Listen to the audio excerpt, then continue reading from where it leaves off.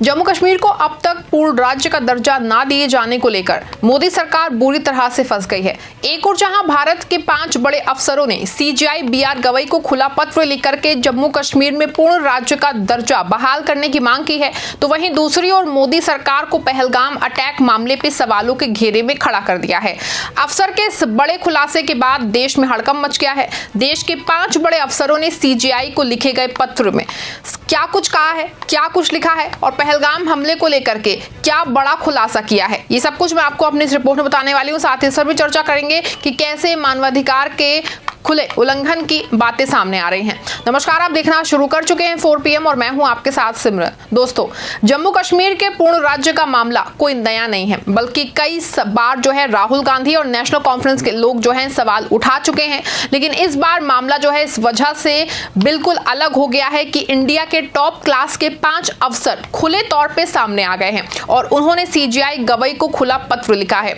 इसमें पूर्व गृह सचिव G K. Pillai, major general Ashok K Mehta, air vice marshal Kapil Kak और भारतीय अंतर्राष्ट्रीय परिषद के पूर्व सचिव अमिताभ पांडे शामिल हैं। इन 5 अफसरों ने सीजीआई गवई से कहा है कि इस मामले में स्वतः संज्ञान लें, यानी कोर्ट जो है खुद इस मामले को उठाए और सरकार से जवाब मांगे कि आखिर जम्मू कश्मीर को पूर्ण राज्य का दर्जा कब तक मिलेगा।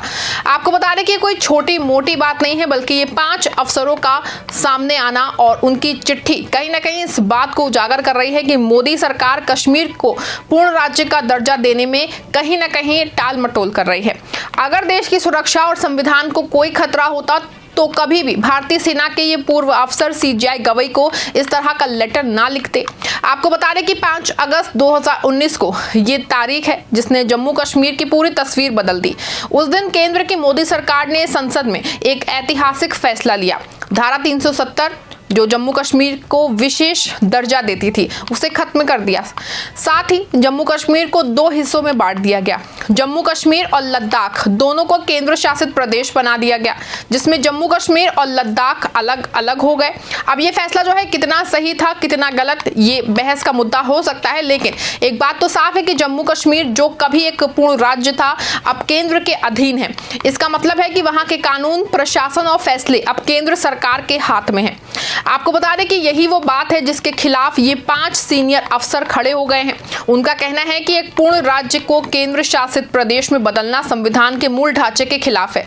इन अफसरों ने अपने पत्र में लिखा है कि भारत के इतिहास में ऐसा पहली बार हुआ है कि किसी पूर्ण राज्य को केंद्र शासित प्रदेश में बदला गया और ये ना सिर्फ संवैधानिक सवाल उठाता है बल्कि ये जम्मू कश्मीर के लोगों के अधिकारों का भी हनन है।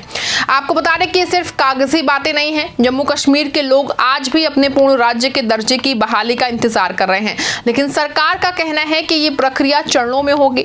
आपको बता दें कि दिसंबर 2023 सॉलिसिटर जनरल ने सुप्रीम कोर्ट में कहा था कि जम्मू कश्मीर का पूर्ण राज्य का दर्जा चरणबद्ध तरीके से बहाल होगा, लेकिन सवाल ये है ये चरण कब खत्म होंगे।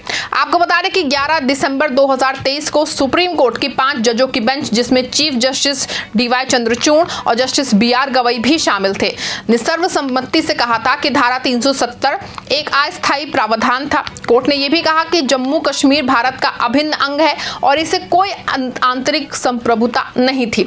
साथ ही कोर्ट ने सरकार को आदेश दिया कि जम्मू कश्मीर में जल्द से जल्द विधानसभा चुनाव कराए जाएं और पूर्ण राज्य का दर्जा बहाल करने की प्रक्रिया शुरू हो। लेकिन यहीं से कहानी में ट्विस्ट आता है। भले कोर्ट ने यह आदेश दिया, लेकिन सरकार ने अभी तक पूर्ण राज्य का दर्जा बहाल नहीं किया और अब इन 5 सीनियर अफसरों का कहना है कि सरकार इस आदेश को गंभीरता से नहीं ले रही है। खास बात यह है कि सीजीआई BR गवई जो उन 5 जजों के बेंच का हिस्सा थे, ने हाल ही में एक बयान में कहा था कि धारा 370 को हटाने का फैसला बाबा साहेब अम्बेडकर के सिद्धांत का एक देश एक कानून से प्रेरित था। लेकिन अब इन अफसरों ने उसी सीजीआई गवई से अपील की है कि वो इस मामले में दोबारा हस्तक्षेप करें और जम्मू कश्मीर को पूर्ण राज्य का दर्जा दिलाएं। दोस्तों, आपको बता दें कि पहलगाम हमला, जिसे 26/11 के बाद सबसे बड़ा आतंकी हमला कहा जा रहा है, इस नापाक साजिश ने पूरे देश को झकझोर दिया। लेकिन इन अफसरों का कहना है कि इस हमले को बहाना बना के सरकार जम्मू कश्मीर के पूर्ण राज्य दर्जे को और टाल रही है। उनका दावा है कि पहलगाम हमला पूरी तरह से पाकिस्तान प्रायोजित था। NIA की जांच में साफ हो गया है कि इस हमले में स्थानीय लोगों का कोई हाथ नहीं था। फिर भी हमले के बाद कश्मीर के स्थानीय लोगों को न सिर्फ प्रताड़ित किया गया बल्कि उनके साथ अभद्रता भी की गई। सवाल यह है कि ये कहां का इंसाफ है। इन अफसरों ने अपने पत्र में लिखा है कि पहलगाम हमले को बहाना बना के सरकार पूर्ण राज्य के दर्जे को अनिश्चित काल तक टालने की कोशिश कर सकती है। लेकिन सवाल दोस्तों ये है कि अगर स्थानीय लोग इसमें शामिल ही नहीं थे तो फिर उन्हें क्यों निशाना बनाया जा रहा है और क्यों सरकार इस हमले का इस्तेमाल अपने वादों से पीछे हटने कर रही है। आपको बता दें कि इन 5 अफसरों ने भी ये याद दिलाया है कि अक्टूबर 2024 के विधानसभा चुनाव में जम्मू कश्मीर के लोगों ने भारी मतदान किया। नेशनल कॉन्फ्रेंस को पूर्ण बहुमत मिला, जो साफ दिखाता है कि लोग शांतिपूर्ण और लोकतांत्रिक तरीके से अपनी बात रखना चाहते हैं। तो फिर सरकार को पूर्ण राज्य का दर्जा बहाल करने में क्या दिक्कत है। आपको बता दें कि सिर्फ एक कानूनी या राजनीतिक मसला नहीं है, ये जम्मू कश्मीर के लाखों लोगों के अधिकारों का सवाल है। इन 5 सीनियर अफसरों ने अपने पत्र में साफ कहा है कि पूर्ण राज्य के दर्जे की बहाली में देरी न सिर्फ संवैधानिक सिद्धांतों का उल्लंघन है बल्कि ये मानवाधिकारों का भी हनन है। जब जम्मू कश्मीर को केंद्र शासित प्रदेश बनाया गया तो वहां के लोगों के कई अधिकार छिन गए। पहले जम्मू कश्मीर की अपनी विधानसभा थी, अपने कानून थे, लेकिन अब सारे बड़े बड़े फैसले केंद्र सरकार लेती है और ये बात वहां के लोगों को साल रही है। इन अफसरों ने भी यही कहा कि पहलगाम हमले के बाद स्थानीय लोगों को निशाना बनाना गलत था। एनआईए की रिपोर्ट एनआईए ने साफ कर दिया कि इस हमले में कश्मीरियों का कोई रोल नहीं था, फिर भी उन्हें संदेह की नजर से देखा गया, उनके साथ बुरा बर्ताव हुआ। ये कहां का न्याय है। अब इन सीनियर अफसरों ने एक और बड़ा कदम उठाने का फैसला किया है। उन्होंने कहा कि वे संसद के आने वाले मानसून सत्र में इस मुद्दे को जोर शोर से उठाने के लिए सांसदों से भी कहेंगे। ऐसे माना जा रहा है कि एक बड़ा कदम है, क्योंकि अगर संसद में इस मुद्दे पे बहस शुरू होती है तो सरकार पे दबाव बढ़ेगा।